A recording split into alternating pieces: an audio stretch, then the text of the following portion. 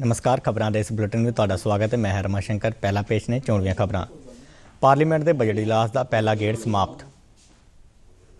लोक सभा स्पीकर ओम बिरला ने मैंबरों की भागीदारी और उसारू सहयोग की शलाघा की।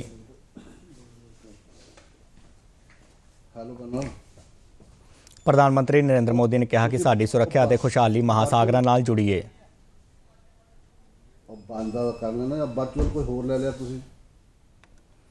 चोण कमीशन ने कहा कि पंजाब विच चोणां नूं नशा मुक्त बनाउण लई पुख्ता बंदोबस्त कीते गए ने।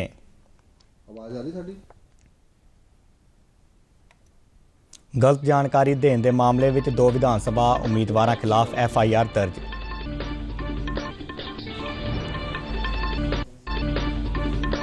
BJP के सीनियर आगू हरदीप सिंह पुरी ने जलंधर विच कारोबारियों नाल संवाद किया।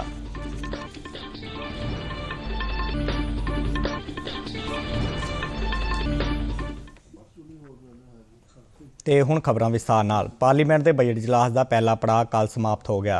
राज सभा चेयरमैन और लोक सभा स्पीकर वालों 14 मार्च तक दोहां सदनां की कार्रवाई नूं मुलतवी करन दा ऐलान किया। बजट इजलास का दूजा पड़ाव 14 मार्च तो शुरू होगा, जो कि 8 अप्रैल तक चलेगा। इस दौरान राज सभा के डिप्टी चेयरमैन हरिवंश ने कहा कि इजलास के पहले पड़ाव दौरान सदन की कार्रवाई प्रभावी और सकारात्मक रही है।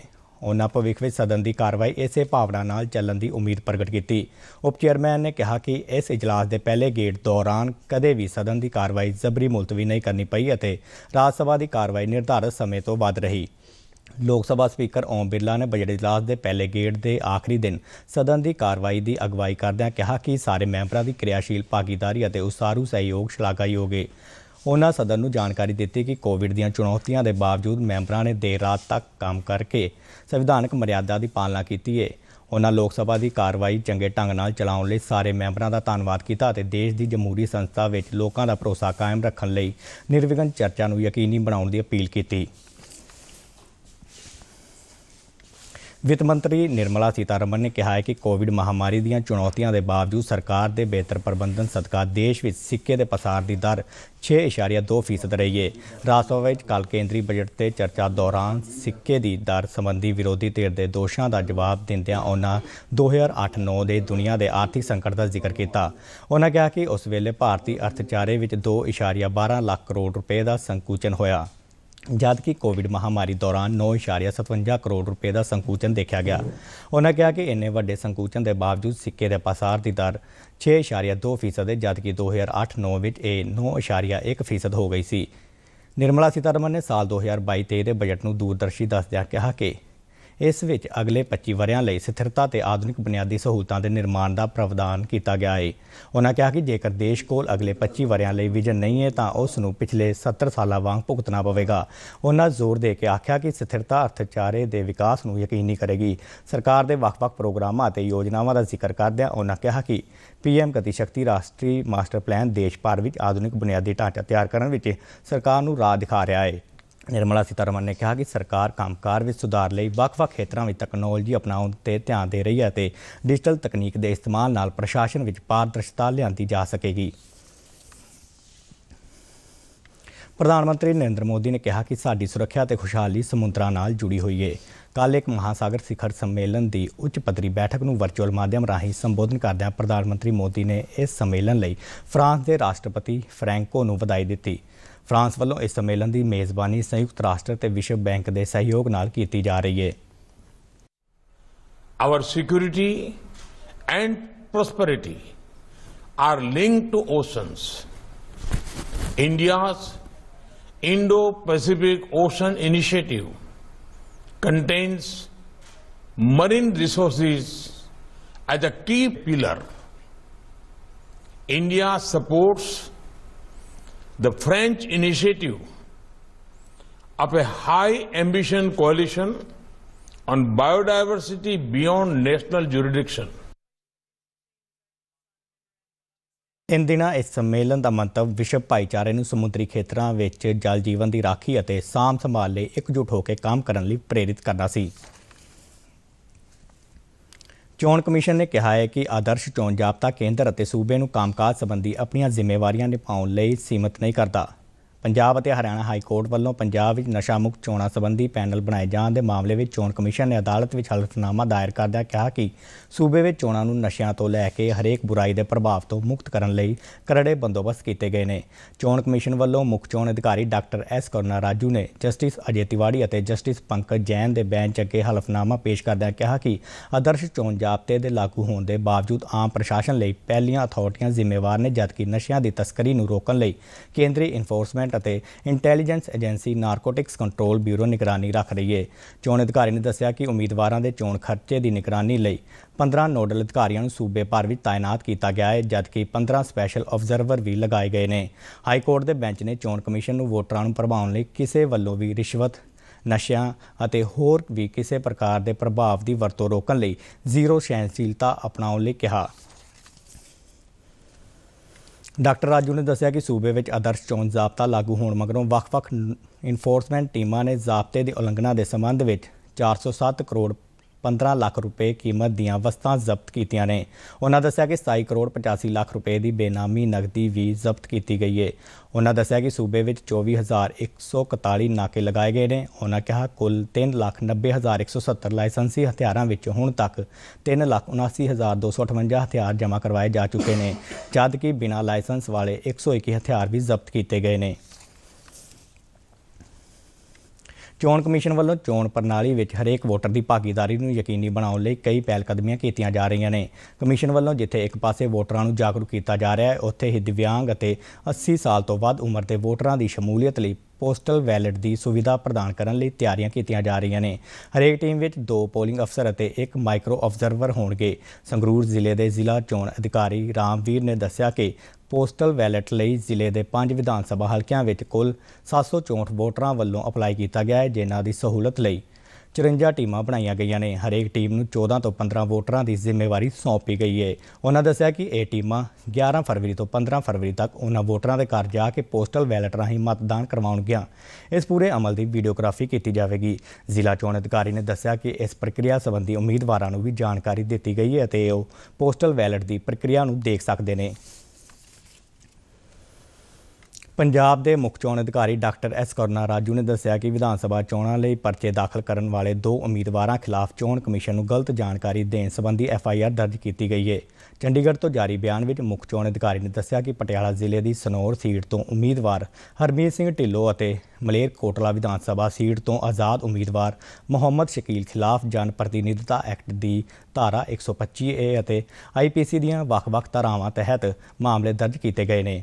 ਉਹਨਾਂ ਦੱਸਿਆ ਕਿ ਇਨ੍ਹਾਂ ਉਮੀਦਵਾਰਾਂ ਵੱਲੋਂ ਨਾਮਜ਼ਦਗੀ ਪਰਚੇ ਦਾਖਲ ਕਰਨ ਵੇਲੇ ਉਹਨਾਂ ਨੂੰ ਅਪਰਾਧੀ ਐਲਾਨੇ ਜਾਣ ਸੰਬੰਧੀ ਜਾਣਕਾਰੀ ਚੋਣ ਕਮਿਸ਼ਨ ਤੋਂ ਛੁਪਾਈ ਗਈ ਸੀ। ਬਿਆਨ ਮੁਤਾਬਕ ਹਰਮੀਤ ਸਿੰਘ ਢਿੱਲੋਂ ਨੂੰ 2019 ਵਿੱਚ ਬਰਨਾਲਾ ਦੀ ਇੱਕ ਅਦਾਲਤ ਵੱਲੋਂ PO ਐਲਾਨਿਆ ਗਿਆ ਸੀ। ਚੋਣ ਕਮਿਸ਼ਨ ਨੇ ਇਸ ਦੀ ਜਾਣਕਾਰੀ ਮਿਲਣ ਤੇ ਜ਼ਿਲ੍ਹਾ ਚੋਣ ਅਧਿਕਾਰੀ ਅਤੇ ਜ਼ਿਲ੍ਹਾ ਪੁਲਿਸ ਮੁਖੀ ਨੂੰ ਮਾਮਲੇ ਦੀ ਜਾਂਚ ਪੜਤਾਲ ਕਰਨ ਲਈ ਆਖਿਆ ਗਿਆ ਸੀ। ਇਸੇ ਤਰ੍ਹਾਂ ਮਲੇਰਕੋਟਲਾ ਤੋਂ ਉਮੀਦਵਾਰ ਮੁਹੰਮਦ ਸ਼ਕੀਲ ਨੂੰ ਵੀ ਸਾਲ 2019 ਵਿੱਚ ਅਦਾਲਤ ਵੱਲੋਂ PO ਐਲਾਨਿਆ ਗਿਆ ਸੀ। ਮੁੱਖ ਚੋਣ ਅਧਿਕਾਰੀ ਨੇ ਕਿਹਾ ਕਿ ਸੈਕਸ਼ਨ 125A ਦੀ ਉਲੰਘਣਾ ਦੇ ਮਾਮਲੇ ਵਿੱਚ 3 ਮਹੀਨੇ ਦੀ ਸਜ਼ਾ ਜਾਂ ਜੁਰਮਾਨਾ ਜਾਂ ਦੋਵੇਂ ਹੀ ਹੋ ਸਕਦੇ ਨੇ, ਜਦਕਿ IPC ਦੀਆਂ ਧਾਰਾਵਾਂ ਤਹਿਤ ਉਲੰਘਣਾ ਕਰਨ ਵਾਲੇ ਨੂੰ 3 ਤੋਂ 7 ਸਾਲ ਦੀ ਸਜ਼ਾ ਅਤੇ ਜੁਰਮਾਨਾ ਹੋ ਸਕਦਾ ਹੈ। ਕੇਂਦਰੀ ਮੰਤਰੀ ਤੇ BJP ਦੇ ਸੀਨੀਅਰ ਆਗੂ ਹਰਦੀਪ ਸਿੰਘ ਪੁਰੀ ਨੇ ਕਿਹਾ ਹੈ ਕਿ ਪੰਜਾਬ ਸਰਕਾਰ ਦੇ ਕਾਰਜਕਾਲ ਦੌਰਾਨ ਵੱਖ-ਵੱਖ ਕਿਸਮ ਦਾ ਭ੍ਰਿਸ਼ਟਾਚਾਰ ਵਧਿਆ। ਜਲੰਧਰ ਵਿੱਚ ਆਯੋਜਿਤ ਟ੍ਰੇਡਸ ਮੀਟ ਦੌਰਾਨ ਉਹਨਾਂ ਕਿਹਾ ਕਿ ਮਹਾਮਾਰੀ ਦੌਰਾਨ ਸਨਅਤਾਂ ਨੂੰ ਹੋਏ ਨੁਕਸਾਨ ਬਾਰੇ ਵਾਈਟ ਪੇਪਰ ਲਿਆਂਦਾ ਜਾਵੇਗਾ। ਉਹਨਾਂ ਕਿਹਾ ਕਿ ਪਾਰਟੀ ਪੰਜਾਬ ਨੂੰ ਨਿਰਮਾਣ ਅਤੇ ਐਗਰੋ ਸਨਅਤ ਦੀ ਹੱਬ ਬਣਾਉਣ ਲਈ ਵਚਨਬੱਧ ਹੈ। ਹਰਦੀਪ ਸਿੰਘ ਪੁਰੀ ਨੇ ਕਿਹਾ ਕਿ ਸੂਬੇ ਵਿੱਚ ਛੋਟੀਆਂ ਸਨਅਤਾਂ ਨੂੰ ਵੀ ਮੁੜ ਸੁਰਜੀਤ ਕੀਤਾ ਜਾਵੇਗਾ। ਅਸੀਂ ਕਿਹਾ ਕਿ ਮਹਾਮਾਰੀ ਦੇ ਦੌਰਾਨ ਪੰਜਾਬ ਦੀ ਇੰਡਸਟਰੀ ਨੇ ਜੋ ਸਫ਼ਰ ਕੀਤਾ ਉਹਦੇ ਬਾਰੇ ਅਸੀਂ ਵਾਈਟ ਪੇਪਰ ਲਿਆਵਾਂਗੇ। ਉਸ ਵਾਈਟ ਪੇਪਰ ਵਿੱਚ ਅਸੀਂ ਇੱਕ ਅਸੈਸਮੈਂਟ ਕਰਾਂਗੇ ਕਿ ਕਿੰਨਾ ਨੁਕਸਾਨ ਹੋਇਆ ਤੇ ਕੀ ਸਾਨੂੰ ਐਡੀਸ਼ਨਲ ਸਟੈਪਸ ਲੈਣੇ ਚਾਹੀਦੇ ਨੇ ਇੰਡਸਟਰੀਅਲ ਰਿਵਾਈਵਲ ਵਾਸਤੇ। ਕੁਝ ਚੀਜ਼ਾਂ ਅਸੀਂ ਆਲਰੇਡੀ ਅਨਾਉਂਸ ਕਰਤੀਆਂ ਨੇ। BJP 20,000 ਕਰੋੜ ਦਾ ਸਿੱਖ ਇੰਡਸਟਰੀਜ਼ ਦਾ ਰਿਵਾਈਵਲ ਪੈਕੇਜ 20,000 ਜਿਹੜੀ ਇੰਡਸਟਰੀਅਲ ਕਲਸਟਰਸ ਹੈਗੀਆਂ ਉੱਥੇ ਇਨਵੈਸਟਮੈਂਟ ਲਿਆਉਣ ਵਾਸਤੇ ਟੈਕਸ ਐਗਜ਼ੈਂਪਸ਼ਨ, ਟੋਟਲ ਐਗਜ਼ੈਂਪਸ਼ਨ, 4 ਰੁਪਏ ਯੂਨਿਟ ਇਲੈਕਟ੍ਰਿਸਿਟੀ MSMEs ਨੂੰ ਤੇ 5 ਰੁਪਏ ਬਾਕੀਆਂ ਨੂੰ। ਲਾਜਪਤ ਰਾਏ MSME ਸੈਂਟਰਸ ਹਰ ਇੱਕ ਜ਼ਿਲ੍ਹੇ ਵਿੱਚ ਬੀਜੇਪੀ ਦੇ ਸੀਨੀਅਰ ਆਗੂ ਤੇ ਪ੍ਰਧਾਨ ਮੰਤਰੀ ਨਰਿੰਦਰ ਮੋਦੀ ਦੀ 14 ਫਰਵਰੀ ਦੀ ਜਲੰਧਰ ਫੇਰੀ ਨੂੰ ਦੇਖਦਿਆਂ ਤਿਆਰੀਆਂ ਜਾਰੀ ਨੇ। ਜ਼ਿਲ੍ਹਾ ਪ੍ਰਸ਼ਾਸਨ ਵੱਲੋਂ ਇਸ ਬਾਰੇ ਕੱਲ੍ਹ ਵੱਖ-ਵੱਖ ਮਹਿਕਮਿਆਂ ਦੇ ਅਧਿਕਾਰੀਆਂ ਨਾਲ ਇੱਕ ਮੀਟਿੰਗ ਕੀਤੀ ਗਈ। ਪ੍ਰਧਾਨ ਮੰਤਰੀ 14 ਫਰਵਰੀ ਨੂੰ ਜਲੰਧਰ ਦੇ PAP ਗਰਾਊਂਡ ਵਿਖੇ ਇੱਕ ਚੋਣ ਮੀਟਿੰਗ ਨੂੰ ਸੰਬੋਧਨ ਕਰਨਗੇ। ਵਿਧਾਨ ਸਭਾ ਹਲਕਾ ਸ਼੍ਰੀ ਹਰਗੋਬਿੰਦਪੁਰ ਤੋਂ ਕਾਂਗਰਸ ਦੇ ਮੌਜੂਦਾ ਵਿਧਾਇਕ ਬਲਵਿੰਦਰ ਸਿੰਘ ਲਾਡੀ ਨੇ ਮੁੜ ਬੀਜੇਪੀ ਦਾ ਪੱਲਾ ਫੜ ਲਿਆ ਹੈ। ਬੀਜੇਪੀ 'ਚ ਸ਼ਾਮਲ ਹੋਣ ਦਾ ਐਲਾਨ ਕਰਦਿਆਂ ਲਾਡੀ ਨੇ ਕਿਹਾ ਕਿ ਕਾਂਗਰਸ ਆਪਣੇ ਆਗੂਆਂ ਦਾ ਮੁੱਲ ਨਹੀਂ ਪਾ ਰਹੀ, ਜਿਸ ਕਰਕੇ ਉਹਨਾਂ ਨੂੰ ਬੀਜੇਪੀ ਵਿੱਚ ਜਾਣਾ ਪੈ ਰਿਹਾ ਹੈ। ਬਲਵਿੰਦਰ ਲਾਡੀ ਨੇ ਬੀਤੇ ਦਸੰਬਰ ਮਹੀਨੇ ਦੌਰਾਨ ਕਾਂਗਰਸ ਛੱਡ ਕੇ ਬੀਜੇਪੀ ਦਾ ਪੱਲਾ ਫੜਿਆ ਸੀ, ਪਰ 6 ਦਿਨ ਬਾਅਦ ਹੀ ਉਹ ਮੁੜ ਕਾਂਗਰਸ ਵਿੱਚ ਆ ਗਏ। ਕਾਂਗਰਸ ਵੱਲੋਂ ਸ਼੍ਰੀ ਹਰਗੋਬਿੰਦਪੁਰ ਵਿਧਾਨ ਸਭਾ ਹਲਕੇ ਤੋਂ ਮਨਦੀਪ ਸਿੰਘ ਰੰਗੜ ਨੂੰ ਨੰਗਲ ਸੀਟ ਦੇਣ ਤੋਂ ਬਾਅਦ ਬਲਵਿੰਦਰ ਲਾਡੀ ਨੇ ਬੀਜੇਪੀ ਵਿੱਚ ਜਾਣ ਦਾ ਫੈਸਲਾ ਕੀਤਾ।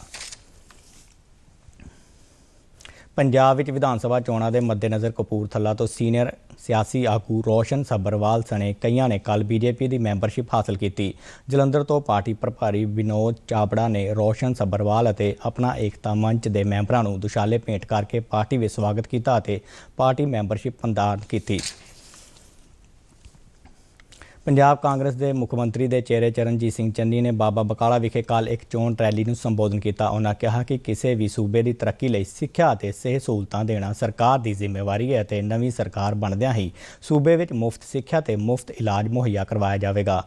ਉਹਨਾਂ ਕਿਹਾ ਕਿ ਹਰ ਗਰੀਬ ਵਿਅਕਤੀ ਨੂੰ ਵਜ਼ੀਫਾ ਹਾਸਲ ਕਰਨ ਦਾ ਹੱਕ ਹੈ, ਭਾਵੇਂ ਉਹ ਕਿਸੇ ਵੀ ਜਾਤ ਦਾ ਕਿਉਂ ਨਾ ਹੋਵੇ। ਚਰਨਜੀਤ ਸਿੰਘ ਚੰਨੀ ਨੇ ਆਮ ਆਦਮੀ ਪਾਰਟੀ ਦੇ ਸੂਬਾ ਪ੍ਰਧਾਨ ਭਗਵੰਤ ਮਾਨ ਅਤੇ ਸ਼੍ਰੋਮਣੀ ਅਕਾਲੀ ਦਲ ਦੇ ਸੀਨੀਅਰ ਆਗੂ ਵਿਕਰਮ ਮਜੀਠੀਆ ਦੀ ਤਿੱਖੀ ਆਲੋਚਨਾ ਕੀਤੀ।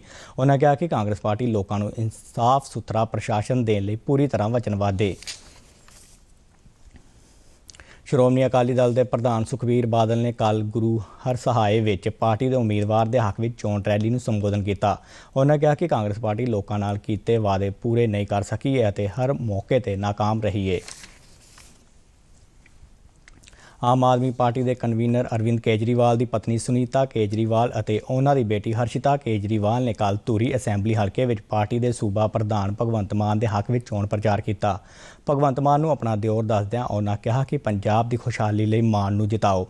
ਉਹਨਾਂ ਕਿਹਾ ਕਿ ਆਮ ਆਦਮੀ ਪਾਰਟੀ ਦਾ ਇੱਕੋ ਇੱਕ ਸੁਪਨਾ ਹੈ, ਹਰ ਘਰ ਵਿੱਚ ਤਰੱਕੀ ਹੋਵੇ ਅਤੇ ਬਿਜਲੀ, ਪਾਣੀ, ਸਿੱਖਿਆ ਤੇ ਇਲਾਜ ਚੰਗਾ ਅਤੇ ਮੁਫਤ ਮਿਲੇ।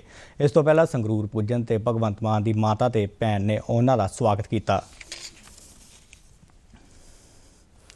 ਕੇਂਦਰ ਸਰਕਾਰ ਨੇ ਸਕੂਲਾਂ ਲਈ ਮਿਡ ਡੇ ਮੀਲ ਸਕੀਮ ਵਿੱਚ ਮੋਟੇ ਅਨਾਜ ਨੂੰ ਸ਼ਾਮਲ ਕਰਨ ਦਾ ਫੈਸਲਾ ਕੀਤਾ ਹੈ। ਰਾਜ ਸਭਾ ਵਿੱਚ ਇੱਕ ਸਵਾਲ ਦੇ ਲਿਖਤੀ ਜਵਾਬ ਵਿੱਚ ਸਿੱਖਿਆ ਰਾਜ ਮੰਤਰੀ ਅਨਪੂਰਨਾ ਦੇਵੀ ਨੇ ਦੱਸਿਆ ਕਿ ਪ੍ਰਧਾਨ ਮੰਤਰੀ ਪੋਸ਼ਣ ਸਕੀਮ ਤਹਿਤ ਸੂਬਿਆਂ ਅਤੇ ਕੇਂਦਰ ਸ਼ਾਸਿਤ ਪ੍ਰਦੇਸ਼ਾਂ ਨੂੰ ਚੋਣਵੇਂ ਜ਼ਿਲ੍ਹਿਆਂ ਵਿੱਚ ਮਿਡ ਡੇ ਮੀਲ ਸਕੀਮ ਵਿੱਚ ਮੋਟੇ ਅਨਾਜ ਨੂੰ ਸ਼ਾਮਲ ਕੀਤਾ ਗਿਆ ਸੀ, ਜਿਸ ਵਿੱਚ ਵਧੇ ਉਤਸ਼ਾਹ ਨੂੰ ਦੇਖਦਿਆਂ ਬਾਕੀ ਹਿੱਸਿਆਂ ਵਿੱਚ ਵੀ ਇਸ ਦੀ ਵਰਤੋਂ ਨੂੰ ਉਤਸ਼ਾਹਿਤ ਕੀਤਾ ਜਾ ਰਿਹਾ ਹੈ। ਨੀਤੀ ਆਯੋਗ ਵੱਲੋਂ ਸੰਤੁਲਿਤ ਭੋਜਨ ਤੱਕ ਬੱਚਿਆਂ ਦੀ ਪਹੁੰਚ ਯਕੀਨੀ ਬਣਾਉਣ ਲਈ ਸੂਬਿਆਂ ਨਾਲ ਕੌਮੀ ਪੱਧਰ ਤੇ ਵਿਚਾਰ ਚਰਚਾ ਕੀਤੀ ਗਈ ਹੈ। ਇਸ ਸਮੁੱਚੀ ਪ੍ਰਕਿਰਿਆ ਦਾ ਖਰਚ ਕੇਂਦਰ ਸਰਕਾਰ ਵੱਲੋਂ ਉਠਾਇਆ ਜਾਵੇਗਾ। ਖਬਰਾਂ ਦੇ ਬੁਲਟਨ ਸਾਡੇ ਦਰਸ਼ਕ RNUDD ਕੇ ਜਲੰਧਰ ਦੇ YouTube ਚੈਨਲ, Facebook ਪੇਜ ਅਤੇ Twitter ਹੈਂਡਲ ਤੇ ਵੀ ਦੇਖ ਸਕਦੇ ਨੇ। ਤੇ ਇਸ ਦੇ ਨਾਲ ਹੀ ਖਬਰਾਂ ਦਾ ਇਹ ਬੁਲਟਨ ਖਤਮ ਹੋਇਆ। ਮੈਂ ਮਾਸਕ ਲਗਾ ਕੇ ਸਟੂਡੀਓ ਤੋਂ ਬਾਹਰ ਜਾ ਰਿਹਾ ਹਾਂ। ਬਾਹਰ ਜਾਣ ਵੇਲੇ ਤੁਸੀਂ ਵੀ ਮਾਸਕ ਦਾ ਇਸਤੇਮਾਲ ਕਰੋ। ਇਜਾਜ਼ਤ ਦਿਓ। ਨਮਸਕਾਰ।